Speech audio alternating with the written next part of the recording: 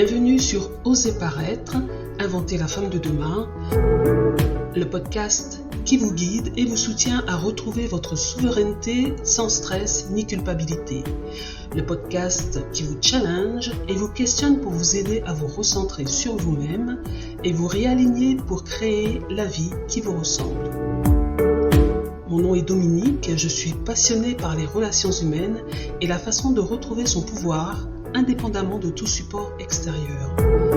Dans chaque épisode, je vous partage des expériences qui m'ont permis de grandir, de retrouver mon pouvoir et d'oser me montrer, oser paraître avec authenticité.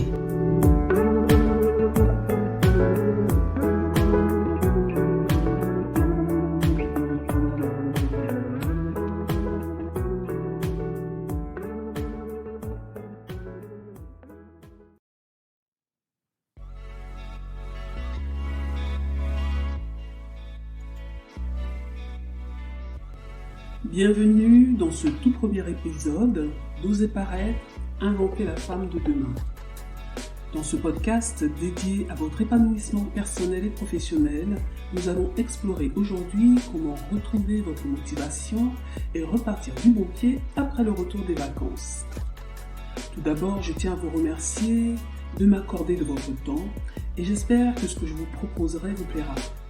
Si tel est le cas, n'hésitez pas à vous abonner et à partager. Je vais d'abord commencer par me présenter.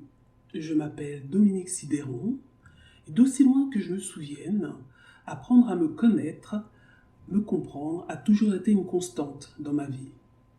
Chaque situation ou chemin emprunté a été une opportunité d'apprentissage. En plus, j'ai toujours aimé dessiner. J'ai donc passé un bac artistique et littéraire, puis j'ai passé 2 ans à la Sorbonne à Paris en histoire de l'art. Seulement, je ne savais pas trop quoi faire de tout ce bagage, alors j'ai choisi une voie plus convenue, plus raisonnable en termes de travail. C'était l'informatique. C'est le milieu dans lequel j'ai évolué pendant plus de 20 ans. Je faisais de l'assistance utilisateur, de la supervision de matériel, les serveurs, les routeurs, tout ça. Malgré tout, au long des années, il y avait quand même une certaine insatisfaction sur le plan professionnel. J'ai réfléchi vraiment profondément à ce que je voulais faire. Parce que l'informatique, c'est bien beau, mais j'ai réalisé qu'il me manquait cette dimension humaine, humaniste. Alors, je me suis demandé qu'est-ce que j'aimais, à quoi j'avais envie de contribuer. Et la constante qui revenait, c'était que j'étais quelqu'un qui aimait écouter et soutenir les personnes que j'écoutais, souvent par un ensemble de questions. Ça les aidait à réfléchir, à faire des réalisations importantes, voire fondamentales pour elles.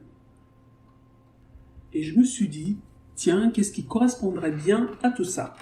Alors j'ai surfé un peu sur Internet et le métier de coach s'est imposé à moi. J'ai choisi une école de coach pour me former tout en étant encore salarié. J'ai fait cette formation à mes frais, j'avais pas vraiment envie d'attendre de passer par des processus de validation au niveau de ma hiérarchie. Donc je me suis lancé dans la formation et ça a été vraiment une véritable rencontre, une transformation et ça répondait à cette dimension humaine que j'avais vraiment très très envie de retrouver. Donc formation de coach, master coach, bilan de compétences, typologie de Jung, entre autres. Maintenant que j'avais découvert ce monde, je voulais que chaque formation que je faisais soit orientée vers l'être humain et son développement. Je me suis sentie prête à me lancer un nouveau défi professionnel. La loi sur la rupture conventionnelle venait de sortir. Donc j'en ai profité et j'ai demandé une rupture conventionnelle à mon employeur de l'époque. Et j'ai créé ma première entreprise, Autre Chemin. C'était en 2009. Mais j'ai continué en fait à travailler selon des codes qui m'étaient inconnus. Mais je me suis lancé à corps perdu, mais je n'avais vraiment aucun plan, aucune stratégie, aucune réelle vision de là où j'allais. Donc forcément, ça a capoté et j'ai dû reprendre un travail salarié. Je suis revenu dans l'informatique parce que c'était plus facile pour moi. Il y avait juste une urgence financière. Mais le vent d'indépendance qui m'avait poussé à prendre mon envol tournait régulièrement autour de moi comme une légère brise. Ça a été néanmoins une expérience enrichissante. J'ai beaucoup appris sur moi, le monde du business, là où j'avais fait des erreurs et ce qu'il me fallait faire pour ne pas retomber dans les mêmes pièges si je voulais reprendre un travail indépendant. Mon corps s'est fait mon allié dans le sens où je travaillais en 3/8, mais il ne le supportait plus. J'étais vraiment déréglé physiologiquement parlant, j'étais épuisé. Ma toubib m'a fait passer un bilan sanguin et au vu des résultats, elle a commencé par me prescrire un arrêt de travail parce que tous les voyants étaient au rouge.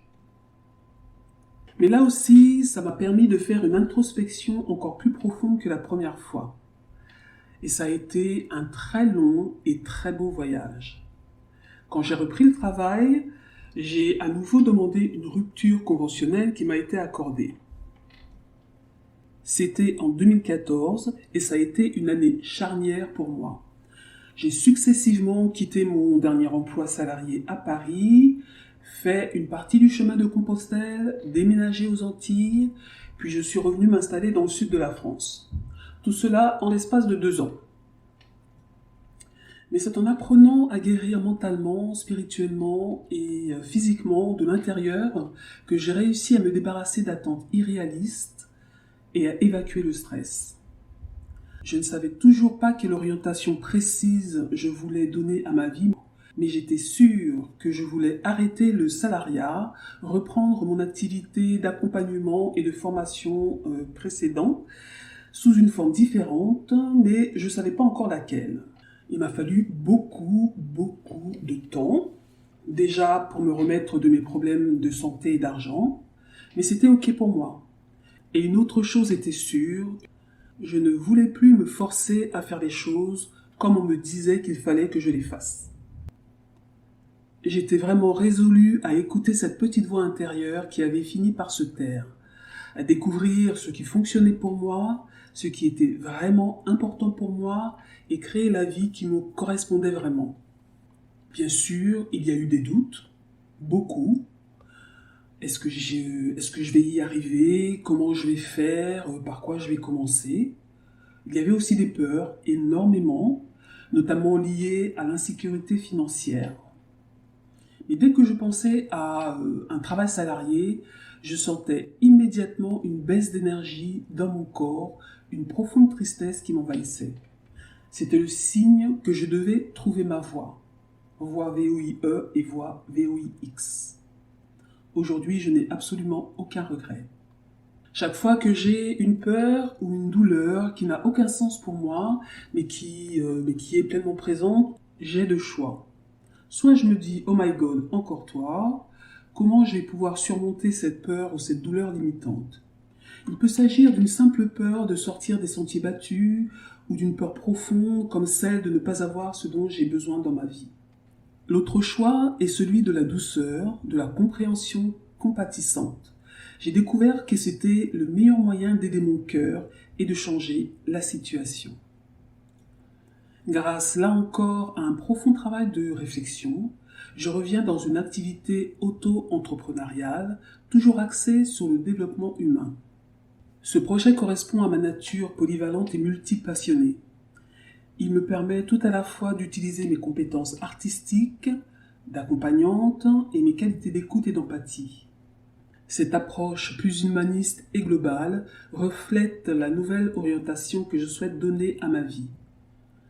Ce parcours m'a aidé à plonger en moi afin de définir la trajectoire que je souhaite prendre. J'ai donc décidé de repartir à nouveau de zéro et de créer une entreprise qui me ressemble vraiment, une entreprise qui me permette d'aligner mon cœur et mon esprit, d'être fidèle à moi-même tout en servant les autres et qui me permette d'honorer mes clientes, la vie et de m'honorer moi-même. J'ai décidé d'arrêter de faire du forcing, d'apprendre à me connaître et d'avancer comme ça. Et ça me convient tout à fait pour l'instant. L'entreprise que j'ai créée, c'est Oser paraître. Car ça représente mon parcours d'oser me montrer tel que je suis et ce que j'ai dû faire pour y parvenir. Être moi-même, authentique, pour pouvoir me montrer vulnérable et persévérante. Et tout ça pour ne plus être sur la défensive, revaloriser, réhabiliter le féminin, permettre à la femme de regagner un véritable respect de soi, servir pour élever le monde par un engagement intérieur profond en faveur de la paix, de l'amour, le respect de soi, grâce à la connaissance de soi. C'est vrai, si je ne me connais pas, si je ne connais pas ou ne reconnais pas mes besoins, comment je peux me recentrer et aller vers ce qui est important pour moi? Je veux aussi contribuer à une approche éthique et spirituelle des problèmes mondiaux tels que l'émancipation des femmes. Oui, aller au cœur de l'être pour révéler ses trésors et sa beauté. Oui, c'est le travail de toute une vie, et c'est tellement passionnant. Et pour aller plus en profondeur, j'ai décidé de rajouter une corde à mon arc en entamant une formation de psychanalyste. Cette liste non exhaustive représente des thèmes et plein d'autres que je vais aborder dans les différents épisodes de ce podcast, en particulier, et mon entreprise en général. Aujourd'hui, grâce à Oser Paraître, j'accompagne les femmes en transition personnelle et professionnelle à trouver leur juste place en se reconnectant à leurs valeurs essentielles et leur pouvoir personnel, ainsi qu'à créer la vie qui leur correspond.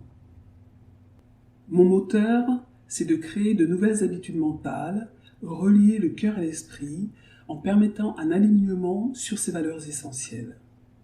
D'ailleurs, je vous invite à écouter l'épisode 0 qui vous explique plus précisément ce que je ferai avec ce podcast. Bon, après cette petite introduction, entrons dans le vif du sujet. Le retour des vacances peut être difficile car il marque la transition entre la détente et le retour à la routine quotidienne. Entre la fatigue physique, oui, ça se peut, et la fatigue psychologique de devoir reprendre la routine du travail. Je sais pas vous, mais moi j'étais comme un zombie quand je suis rentré il y a quelques semaines. J'errais sans but, comme une âme en peine, sans savoir quoi faire dans tout l'appartement, alors que j'avais plein de choses à faire. Je m'asseyais à mon bureau en essayant de me motiver en perspective de la rentrée. Mais mon cerveau était en PLS et ma concentration, elle, était restée en vacances. Les heures s'égrenaient lentement et je les regardais passer avec de plus en plus de culpabilité. Comme je suis une personne qui suis assez dans le forcing, mais je vous rassure, je me soigne, mon nouveau mot d'ordre était douceur, douceur et encore de la douceur. Ouais, c'est bien beau tout ça, mais je fais comment pour me remettre au travail et respecter la nouvelle habitude que j'avais envie d'intégrer dans ma vie? Surtout que la douceur, c'était inconnu au bataillon jusqu'ici. Je devais donc apprendre à la découvrir et l'apprivoiser, apprendre une nouvelle façon d'être. Et c'est toujours un work in progress, c'est un processus, mais j'y arrive de plus en plus. Je vais vous partager 4 astuces que j'ai mis en place pour respecter ces deux impératifs qui peuvent paraître antinomiques au premier abord et me remettre en route. Le premier, accordez-vous le temps. Le temps de reconnaître ce changement et d'accepter que la reprise puisse sembler un peu délicate au début. Gardez un état d'esprit positif alors que vous vous préparez à vous remettre dans l'action. Perso, j'ai accompli des actions qui n'avaient rien à voir en apparence avec mon travail. J'ai fait tourner les meubles, j'ai réaménagé mon espace de travail qui est au top maintenant. J'ai aussi réaménagé mon espace atelier dessin-peinture. Cela m'a permis de me remettre en action tout doucement et de me recentrer sur mes objectifs. D'ailleurs, à l'occasion, dans un autre épisode, je vous raconterai comment le simple fait d'être à l'écoute de mon corps m'a permis de me reconnecter à l'art et de me remettre à peindre et dessiner après plus de 2 décennies d'arrêt. La deuxième astuce, réflexion et objectif. Avant de plonger tête baissée dans votre routine, prenez le temps de réfléchir à ce que vous aimeriez accomplir. La question, quels sont vos objectifs personnels et professionnels pour les semaines à venir ? Écrivez ces objectifs de manière spécifique et réaliste. Du genre, cette année, je veux avoir plus de temps pour moi. Oui, mais ça veut dire quoi exactement? 1 heure de plus par jour ou par semaine? À quoi vous allez consacrer ce temps? Cela vous donnera une idée plus claire de ce que vous souhaitez accomplir et vous aidera à retrouver votre motivation. Et commencez la liste. C'est ce que j'ai fait. Une to-do list sans réel ordre d'importance. L'essentiel, c'est de se remettre en mouvement.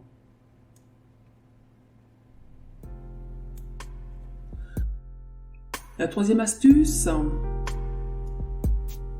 des petits pas atteignables.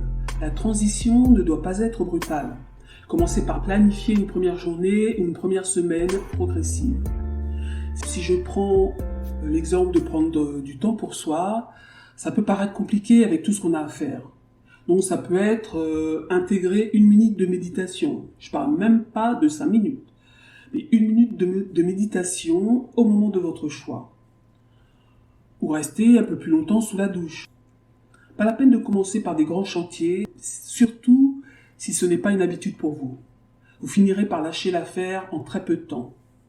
Définissez des tâches réalistes et réalisables pour éviter de vous sentir submergé dès le début. Pour ma part, en fait, j'ai commencé par planifier une demi-journée. Et en plus, j'ai même pas fait ce qui était sur ma to-do list. Et alors? J'étais très contente de ces autres tâches que j'avais accomplies car elles allaient quand même dans le sens de me remettre au travail et de retrouver ma motivation. Ce que j'ai mis sur ma to-do list, j'en ai fait une partie l'après-midi et le reste le lendemain. Et voilà, zéro pression, zéro culpabilité. En regardant votre to-do list, demandez-vous simplement qu'est-ce que j'ai la capacité de réaliser aujourd'hui. Si c'est de faire votre valise ou lancer une machine, c'est ok. Moi, il m'est arrivé de mettre 3 jours avant de pouvoir défaire complètement une valise. Il faut rester dans quelque chose de doux et plaisant. J'ai réalisé que la douceur m'enveloppe de confiance et de force et m'aide à avancer. Et quand vous faites votre emploi du temps, n'oubliez pas d'inclure également des moments de pause et de détente pour maintenir un équilibre entre le travail et le repos. La 4e astuce, l'appel à la connexion sociale. Qu'est-ce que j'entends par là? Eh bien, c'est de partager vos objectifs avec un ami de confiance ou un membre de votre famille en qui vous avez confiance. Lorsque vous partagez vos aspirations avec d'autres, ça crée un sentiment d'obligation positive pour avancer. Ça rallume la flamme de l'enthousiasme. En plus, ils peuvent vous fournir du soutien et des encouragements. J'ai une amie qui joue très bien ce rôle en ce moment. Vous ne pouvez pas savoir à quel point c'est un soutien formidable. Elle m'aide beaucoup à lâcher cette habitude de forcing, à relativiser, à être plus souple et bienveillante quand les choses ne se passent pas comme j'aimerais, et surtout à mettre en place cette douceur dont j'ai tant besoin. J'ai vraiment beaucoup de gratitude pour son soutien indéfectible. Parfois, c'est simplement 5 ou 10 minutes d'échange téléphonique ou de SMS qui me permettent de me remettre sur les rails et de me refocaliser sur ma cible. Et ça, c'est vraiment très très précieux.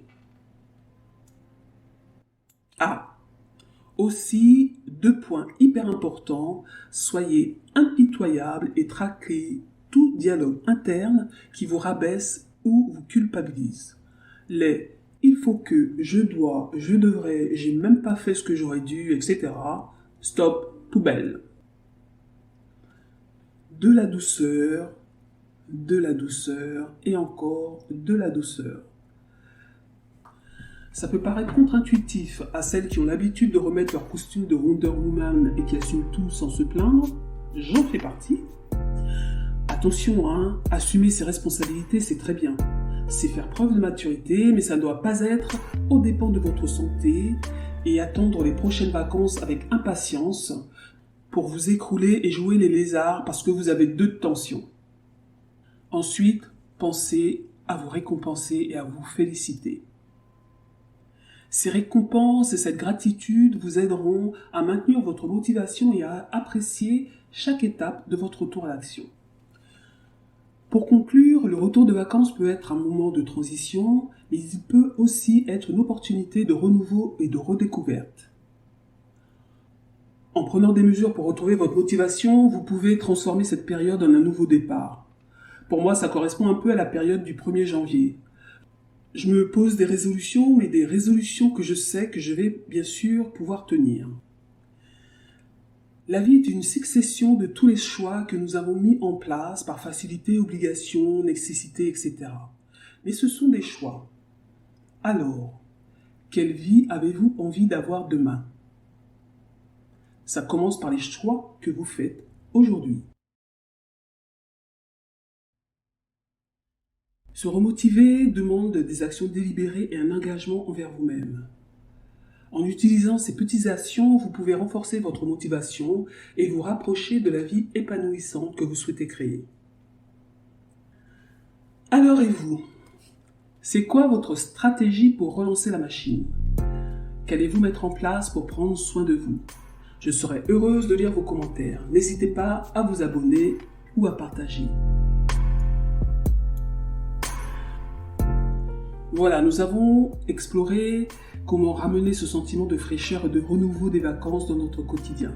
Mais rappelez-vous, chaque jour peut être une opportunité de redéfinir votre vie. Et à propos de redéfinir votre vie, les 3 prochains épisodes seront extraordinaires. Nous allons plonger profondément dans l'art de faire un bilan, une photographie dans notre vie actuelle. Je vous proposerai un outil puissant pour ça. C'est le premier pas essentiel pour opérer des changements significatifs. Donc, préparez-vous à explorer les différentes sphères de votre vie et à mettre en place un plan pour façonner une nouvelle année, même si nous sommes en septembre. Vous ne voudrez pas manquer ça. Voilà, c'est terminé pour ce premier épisode. Je vous remercie de m'avoir écouté. J'espère que ça vous a plu. N'hésitez pas à m'envoyer vos questions, commentaires ou à me retrouver sur ma page Facebook Osez Paraître. Et retrouvez sous l'épisode les différents moyens pour me contacter. À très bientôt.